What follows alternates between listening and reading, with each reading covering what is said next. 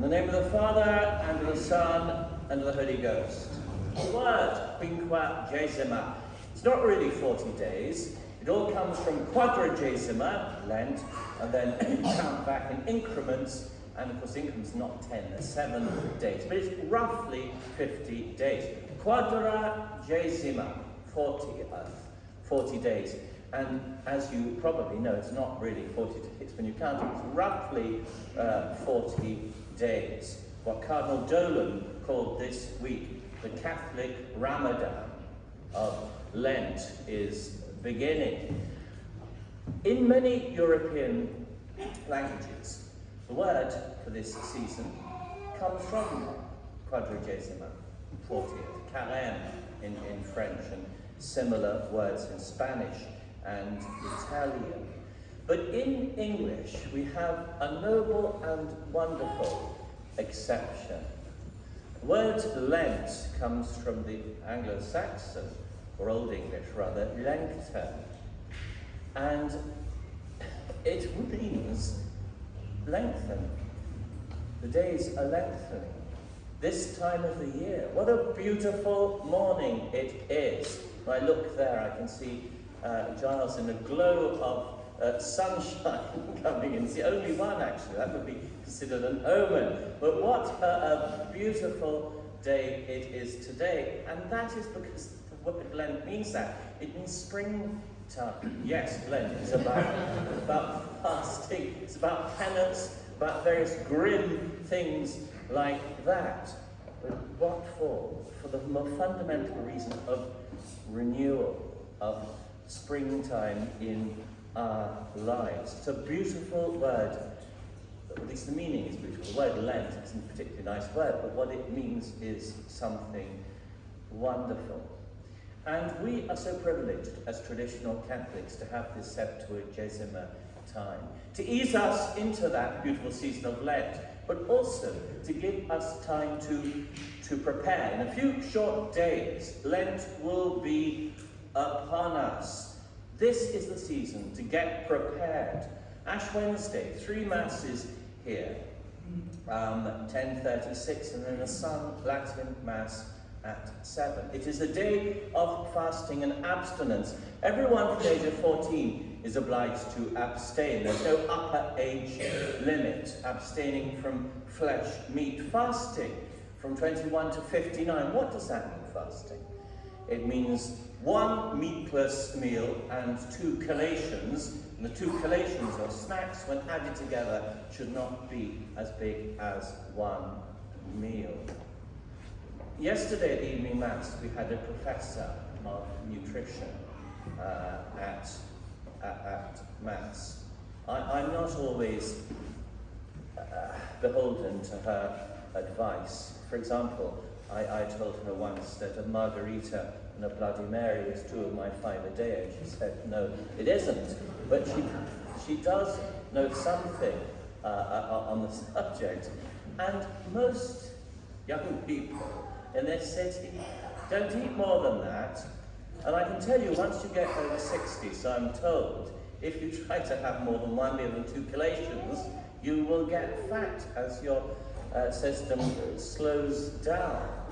And how many of the young people in the city are vegans anyway? You know, every day for them is a day of fasting and abstinence, 1 meatless meal and 2 collations. You might say, what's the point? Ash Wednesday and Good Friday. The point is, we've become soft. Up until quite recently, if I may say so, my lifetime, we fasted in the Catholic Church, and it meant something. Every single feast was preceded by a day of fasting. It's why we have in Europe those traditional Christmas Eve wonderful 12-course fish meals. Those were fast meals in the old days. That's why they're made. And we've lost it now. The whole of Lent used to be a time of fasting and abstinence, and this was a big feast that interrupted. And that's where it kicks in. Yes, it means nothing on 2 days, fasting and abstinence, really nothing. But if we follow the traditional discipline, and I've done so for the last few years, then it does mean something.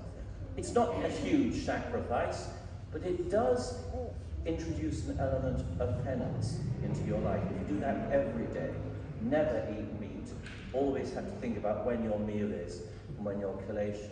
That was the church's wisdom for many, many centuries.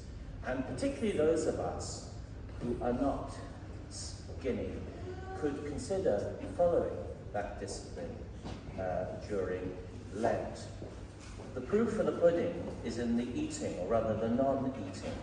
As you regular parishioners know, I visibly deflate during the season of Lent. So it is very obvious, unless I'm wearing a corset, that I'm practicing what I preach on this subject. And I would urge many of you to consider doing the same. If we're traditionalists, let's be tradition when we leave the church, and not just for an hour on Sunday. It's not all about fasting, it's not all about fasting. Prayer, almsgiving, those are other weapons that we're going to dust down and start using them in a couple of days' time. If you have the opportunity, dear friends, think about coming to Mass during Lent. In our traditional missal, one of the reasons why it's that size, and you need a whole shelf for the new rite, is that the texts can be a bit repetitive sometimes. Ferial Masses, for example, are simply the Sunday Mass lacking the Gloria, one or two other bits. Not so in Lent. In Lent, every day there's something different. Readings, chants that have in some cases been sung since the catechumens, preparing initially the catechumens for baptism, then the penitents for reconciliation, and finally the whole Christian people for renewal. If you have a good missal, take that with you. What a catechism a season of Lent lived well is. And then we have devotions like Stations of the Cross. And this year, again, the men's group are organising, for the benefit of the whole parish, a day of recollection. We're going to have details soon in the newsletter. We're planning to go back to Farnborough Abbey.